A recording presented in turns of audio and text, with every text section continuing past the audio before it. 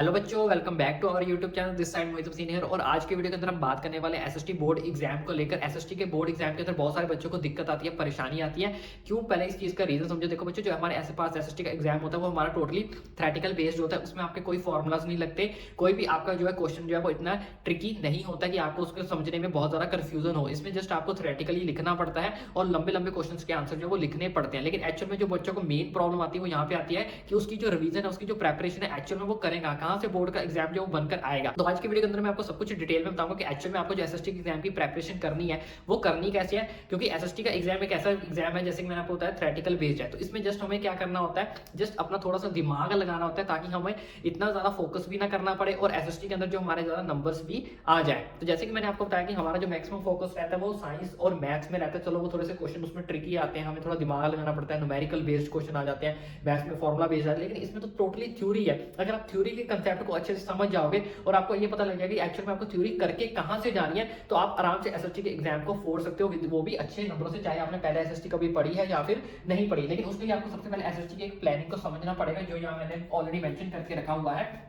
पहले सबसे पहले आपका एसएसटी की प्लानिंग को समझे, एक्चुअल में एसएसटी का पेपर होता क्या है और एक्चुअल में एसएसटी का पेपर आता क्या है। इस सेक्शन ए से लेके सेक्शन एफ तक आपको बहुत सारी चीजें जो वो सीखने को मिलेगी, जानने को मिलेगी, और आपको पता लगेगा कि एसएसटी का पेपर भाई इतना ज्यादा आसान होता है। लेकिन हाउ, देखो बच्चों, जो हमारे पास सेक्शन ए आता है उसमें आपसे 1 से 20 यानी कि 1 से 20 तक आपसे क्या पूछे जाते हैं, एमसीक्यू पूछे जाएंगे। उसके बाद सेक्शन बी की बात करें तो 21 से 24 तक आपसे जो क्वेश्चन पूछे जाएंगे वो आपके 2 मार्क्स के होंगे, यानी कि आपके 21, 22, 23 और 24 यानी कि 4 क्वेश्चन आपसे यहाँ से पूछे जाएंगे। उसके बाद सेक्शन सी की बात करें तो 25 से 29 तक आपके 3 मार्क्स क्वेश्चन पूछे जाएंगे, जो कि हमारे 5 क्वेश्चन होंगे। सेक्शन डी की बात करें तो 30 से 33 क्वेश्चन जो आपके 5 मार्क्स के होंगे, यानी कि 4 क्वेश्चन आपके जो है वो लॉन्ग होंगे। उसके बाद सेक्शन ई की बात करें तो आपके केस बेस्ड क्वेश्चन होंगे 34 से 36 तक। और उसके बाद सेक्शन एफ की बात करें तो लास्ट वाला क्वेश्चन जो आपका 37 वाला वो आपका क्या होगा, मैथ बेस्ड क्वेश्चन होगा। अब एक्चुअली इसमें लिखना क्या, बहुत सारे बच्चे कंफ्यूज होंगे, सर ये तो हमें पता ही है लेकिन इस चीज का आपको लॉजिक नहीं पता। इस चीज में लॉजिक देखो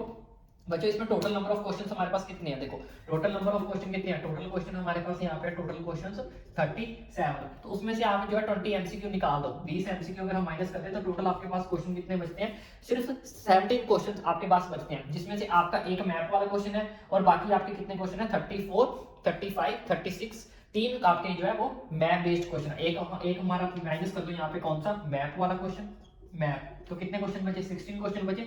16 में से 3 आपकी केस स्टडी आ रही है, 3 केस स्टडी, केस, इसको माइनस कर दो, यानी कि 13 क्वेश्चन जो आपको सिर्फ अटेम्प्ट करने हैं अपने पूरे एग्जाम के अंदर। जस्ट आपको कितने क्वेश्चन अटेम्प्ट करने हैं, सिर्फ 13 क्वेश्चन आपको अटेम्प्ट करने हैं।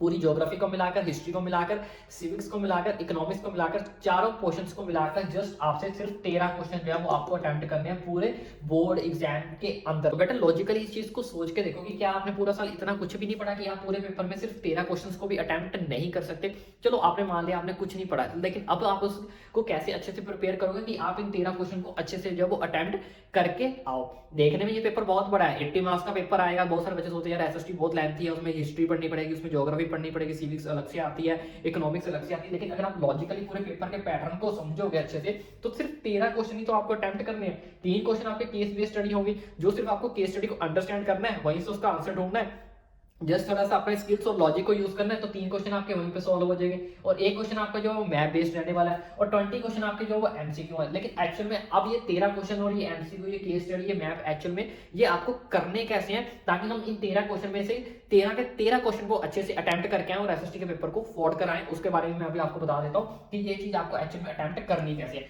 देखो बच्चों, पहला रीजन तो यही है, आपको जो अपनी स्टडी करनी है तो आपने अगर आपने नोट्स बनाए तो आप पहले अपने नोट्स को रीड करो, नोट्स को रीड करो, नोट्स को फॉलो करो। ठीक है, सबसे पहली जो आपने प्रिपरेशन करनी है वो आप नोट्स को ही फॉलो करो। अगर आपने खुद के नोट्स नहीं बनाए हैं तो आप किसी टीचर से ले सकते हो, कि और बहुत सारे बड़े बड़े यूट्यूबर्स ऐसे हैं जिन्होंने आपको नोट्स उन्होंने भेजे होंगे, तो आप उनसे नोट्स ले सकते हो, अपने किसी क्लास के टॉपर से नोट्स ले सकते हो, तो आप उसके नोट्स को फॉलो कर सकते हो। लेकिन खुद के नोट्स अभी मत बनाना, हमारे पास लिमिटेड डेज है, तो ये मैं आपसे रिक्वेस्ट कर रहा हूँ, खुद के नोट्स अभी मत बनाना। बस जो नोट्स आपके पास ऑलरेडी बने हुए हैं या फिर कोई से आप किसी के नोट्स बोरो कर रहे हो या फिर ले रहे हो, उन नोट्स को रीड करो। रीड करते टाइम आप मेन मेन चीजों को क्या करते रहना, फॉलो करने के बाद उनको अंडरलाइन करते रहना, मेन चीजों को, मेन पॉइंट्स को अंडरलाइन करते रहना। क्योंकि एक चीज हमेशा याद रखना, एसएसटी के एग्जाम के अंदर हमेशा आपसे इंपॉर्टेंट टॉपिक्स और इंपॉर्टेंट क्वेश्चंस ही मैक्सिमम पूछे जाते हैं, ज्यादा डीपली पेपर एसएसटी का नहीं पूछा जाता।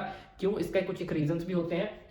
कि जो एसएसटी होती है वो आगे जो साइंस वाले बच्चे होने वाले उनके किसी काम नहीं होती, जस्ट आर्ट्स और कॉमर्स वाले जो बच्चे उनके लिए ही रह जाएगी। तो इसलिए जो इसका जो पेपर का लेवल होता है वो मोस्टली उसी हिसाब से रखा जाता है ताकि बच्चों को आराम से क्लियर हो जाए, क्योंकि कुछ बच्चों के लिए आगे ये काम आएगी, कुछ बच्चों के लिए आगे ये काम बिल्कुल भी नहीं आएगी। लेकिन तो हमने इसकी प्रैक्टिस इस हिसाब से करनी है कि हमें मेहनत भी कम करनी पड़े और हमारे नंबर भी जो है वो ज्यादा आ जाए। इस तरह से आपने क्या करते रहना है, मेन पॉइंट्स को अंडरलाइन करते रहना। इससे आपके दो बेनिफिट होंगे, जिन जिन आपको मेन पॉइंट्स, जिन जिन चीजों को आप अंडरलाइन करोगे उसी चीजों से आपके जो वो एमसीक्यू मोस्टली बनते हैं, मेन पॉइंट से ही आपके जो है एमसीक्यू बनते हैं। इससे आपको ये भी पता चल जाएगा ये जो इस क्वेश्चन के मेन पॉइंट्स है, इससे आपके जो वो एमसीक्यू भी बन जाएंगे। दूसरी चीज जो आप मेन पॉइंट से रीड आउट करते रहोगे तो जब भी आपको एसएसटी के अंदर, जैसे कि आपको पता है मोस्टली बच्चे, ठीक है, जितने मेरे नॉन में भी है, जितने पिछले सालों में भी रह चुके हैं, मोस्टली एसएसटी के ऊपर कोई भी जो है चीज को क्रैम्प नहीं करता है। वो जस्ट हर एक बच्चा क्या करता है, या तो चैप्टर के कंसेप्ट को समझता है, हिंदी में वन शॉट वीडियो देख लेता है।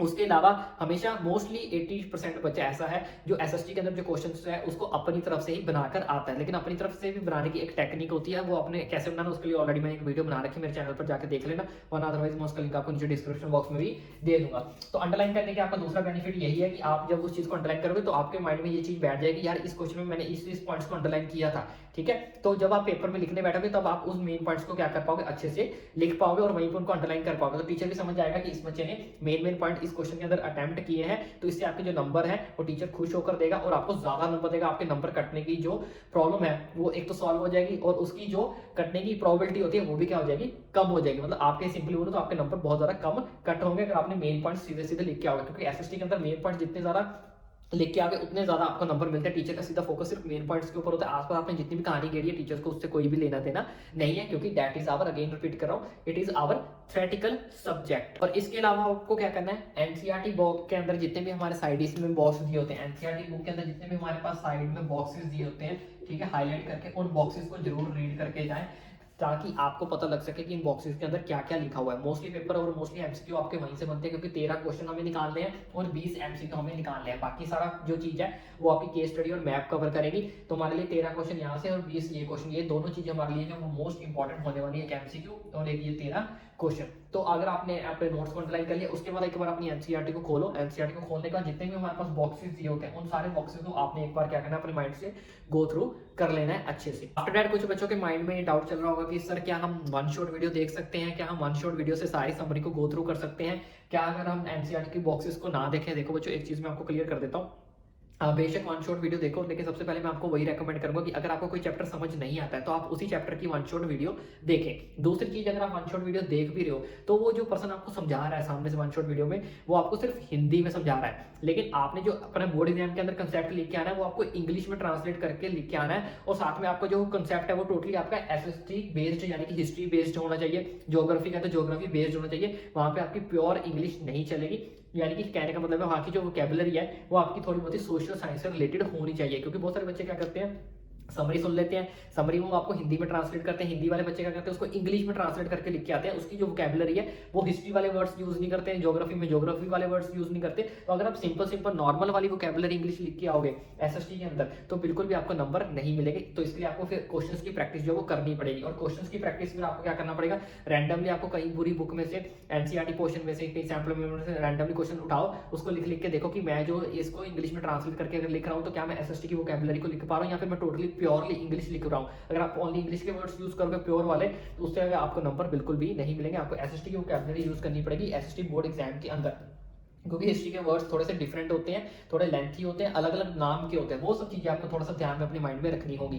तो आपने नोट्स फॉलो करने हैं, सबसे पहला नंबर स्टेप आपका है, ठीक है, ये वाला। दूसरा स्टेप आपका यहाँ पे ये वाला है कि आपने एनसीईआरटी बॉक्सेस आपको जितने भी दिए हुए हैं वो सारे क्वेश्चन जो है वो आपको करने हैं। नंबर 3 पे आपने क्या करना है, नंबर 3 5 ईयर लास्ट पीवाईक्यू जरूर करके जाना। ये एसएसटी के पेपर का सबसे मोस्ट इंपॉर्टेंट हिस्सा है, सबसे मोस्ट इंपॉर्टेंट पार्ट है। कुछ बच्चों को लगता होगा कि पीवाईक्यू से पेपर नहीं आता, तो बच्चों अपने माइंड से ये चीज का वहम निकाल दो। एसएसटी का पेपर मोस्टली आता ही आता है और एसएसटी के अंदर पेपर के अंदर जो क्वेश्चन है वो रिपीट होते ही होते हैं। तो आपने लास्ट 5 ईयर के पीवाईक्यू जरूर करके जाने हैं।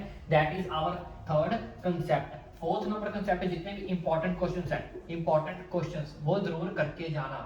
ठीक है, इंपॉर्टेंट क्वेश्चन, क्योंकि एसएसटी के अंदर मोस्टली आपसे इंपॉर्टेंट क्वेश्चन और इंपॉर्टेंट टॉपिक में से ही जो आपका पेपर मोस्टली आता है। तो ये 4 चीजें आपने जो मैक्सिमम करके ही जानी है। नोट्स फॉलो करो, एनसीईआरटी बॉक्सेस को करो, और लास्ट 5 ईयर पीवाईक्यू को तो मोस्ट इंपॉर्टेंट है, इसको तो किसी भी कंडीशन में अंदर आपने स्किप नहीं करना है, और इंपॉर्टेंट क्वेश्चन सारे करके जाने हैं। इंपॉर्टेंट क्वेश्चन आपको जो है अपने कोई ट्यूशन टीचर उससे मिल जाएंगे, कोई क्लास का टॉपर है उससे आपको पता लग जाएगा, तो आपको कहीं से भी इंपॉर्टेंट क्वेश्चंस के बारे में पता चलेगा, इतनी बड़ी बात नहीं है। इसके साथ बाद आपको क्या करना है, थोड़ा सा और डीपली जाना है। डीपली जाने के लिए अब आपको क्या करना है कि आपके पास जितने भी पिक्चर बेस्ड क्वेश्चंस होते हैं, पिक्चर बेस्ड, ठीक है, एसएसटी के अंदर आपके एनसीईआरटी के अंदर जितने भी पिक्चर बेस्ड क्वेश्चन दिए हैं, टॉपिक दिए हैं, उनको रीड आउट करना है। वो हमारा 5वां स्टेप है, पिक्चर बेस्ड, ठीक है।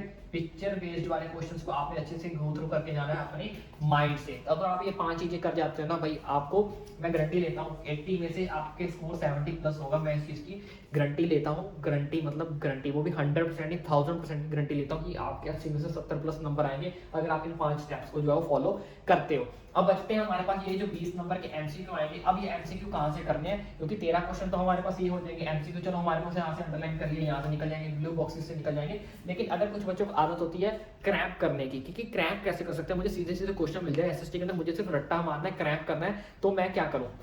सबसे पहले तो जिन बच्चों को सिर्फ पास होना है, तो पास होने के लिए क्या करें, सिर्फ अपने क्या करना है, इंपॉर्टेंट क्वेश्चन कर दो जिन बच्चों को पास होना है, और प्लस लास्ट 5 ईयर के पीवाईक्यू कर दो, ठीक है, इतना कर जाओ। और एक साथ में एमसीक्यू कर देना। एमसीक्यू कैसे करना है वो भी मैं आपको बता देता हूं। बच्चों अब आपको जो एमसीक्यू है वो एमसीक्यू 20 नंबर के, हम इसको बिल्कुल भी स्किप नहीं कर सकते। बहुत इंपॉर्टेंट चीज होती है हमारे लिए 20 नंबर के। तो 20 नंबर के जो बच्चे क्रैम करने जाते सीधे सीधे क्वेश्चन चाहिए, तो वो एमसीक्यू कैसे कर सकते हैं, तो उनको बता देता हूँ कि एमसीक्यू अगर आपको करने हैं, ठीक है, लास्ट 5 ईयर के एमसीक्यू कर लो, लास्ट 5 ईयर एमसीक्यू, ठीक है, प्लस कोई भी अगर आपके पास सैंपल पेपर है, ओसवाल का है, हरियंत का है, एजुकार्ड का कोई भी है, प्लस सैंपल पेपर के एमसीक्यू कर लो, सैंपल पेपर एमसीक्यू, ठीक है।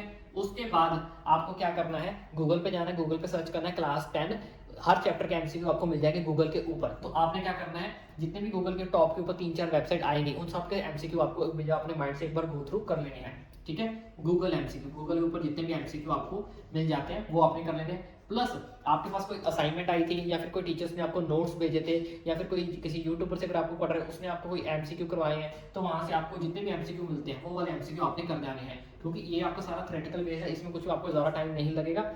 जस्ट आपको रीड करनी है, कोई चीज़ आपको इसमें सॉर्ट आउट नहीं करनी, कोई सॉल्व नहीं करनी, जस्ट आपको पढ़ना है कि हाँ इसमें ये जो चीज़ होती है, फटाफट आपको उसमें ऑप्शंस टिक करते जाना है। तो ये 5 चीज़ों में अगर आप एमसीक्यू कर जाओगे तो 20 में से आपके ऑलमोस्ट नहीं तो 19 नंबर आपके आराम से आ जाएंगे। अगर आप इन 5 साल के लास्ट 5 ईयर के आपका एमसीक्यू करने हैं, सैंपल पेपर अगर आपके पास कोई है तो उसके सारे एमसीक्यू कर जाओ, गूगल पे सर्च करो, पहले 3-4 वेबसाइट के करने, ज़्यादा करने की नीड नहीं है, बस पहले 3 ऑलमोस्ट सेम ही होते हैं, थोड़े बहुत ही क्वेश्चन आपको चेंज मिलेंगे, ठीक है।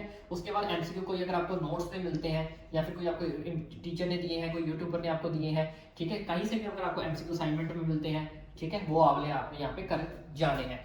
तो ये चीज़ थी आपके एमसीक्यू की। ये 13 क्वेश्चन आपको कैसे करनी है, तो यहाँ से आपको करनी है। इसमें सबसे मोस्ट इंपॉर्टेंट जिन बच्चों को सिर्फ पास होना है, तो वो सिर्फ यहाँ से एमसीक्यू कर जाओ, इंपॉर्टेंट क्वेश्चन कर जाओ, लास्ट 5 ईयर के पीवाईक्यू कर जाओ, इतने में बच्चा जो अगर एसएसटी में पास होना चाहता है। तो बच्चों अब बचती है हमारे पास यहाँ पे केस बेस्ड स्टडी और यहाँ पे मैप। एक्चुअल मैप कहाँ से करना, मैप का तो बच्चों सिंपल फंडा है, लास्ट 5 ईयर का मैप कर जाओ, आराम से क्लियर हो जाओगे। लास्ट 5 ईयर का, ठीक है, लास्ट 5 ईयर का जो मैप है वो आपको कर जाना है, आराम से आपका मैप मैक्सिमम चांस है कि उसी में से आपका जो है वो रिपीट हो जाएगा, लास्ट 5 ईयर का मैप। और केस बेस्ड स्टडी के लिए बच्चों अब आपको क्या करना है, केस बेस्ड स्टडी के लिए आपको क्या करना है, केस बेस्ड स्टडी के लिए कोई भी अगर आपके पास सैंपल पेपर है, ठीक है, तो आप उसमें से रैंडमली हर चीज की आप एक हिस्ट्री की कर लेना, एक ज्योग्राफी की कर लेना। तो ऐसे रैंडमली आपको जितनी भी केस स्टडी मिलती है तो आपने उसको एक रैंडमली एक दो करके क्या करना है, सॉर्ट आउट करके देख लेनी है फॉर प्रैक्टिस के लिए। अगर आपके पास कोई सैंपल पेपर नहीं है तो लास्ट 5 ईयर के पेपर्स में से कोई भी रैंडमली केस स्टडी उठाओ और उसको सॉर्ट आउट करके देख लो। तो फॉर प्रैक्टिस के लिए आप अपने सैंपल पेपर को फॉलो कर सकते हो, या फिर लास्ट 5 ईयर के पीवाईक्यू को कर सकते हो। तो अगर आप इस टेक्निक के साथ जाते हो, अगेन रिपीट कर रहा हूं, तो 80 में से 70 नंबर से नीचे आपके बिल्कुल भी नहीं आएंगे। और एक चीज का ध्यान रखना कि हमेशा ट्राई करना कि एसएसटी के अंदर जितने भी क्वेश्चंस को लिख के आया कि पॉइंट्स बनाकर जरूर लिख के आना, ठीक है, क्योंकि एसएसटी के अंदर मैक्सिमम जो क्वेश्चंस अगर वो पॉइंट्स में लिख के आओगे तो उसके थोड़ा सा बेनिफिट आपको मिल जाएगा, थोड़ा सा टीचर आपको एक्स्ट्रा नंबर दे देता है, इससे पेपर की प्रेजेंटेशन भी बहुत ज्यादा अच्छी सी चली जाती है। चलो इसके लिए हम एक सेपरेट वीडियो भी बना देंगे, अगर आप नीचे कमेंट करके बताओगे तो। आई होप अब आपको ये अच्छे से प्रोसीजर समझ लग गया होगा। समझ के प्रोसीजर लग गया हो तो चैनल को सब्सक्राइब करना ना भूलें। इसी तरह की और videos, latest update, CBSE news, each and everything update आपका भाई आपके लिए लाता रहेगा, इसलिए चैनल को सब्सक्राइब करना ना भूलें।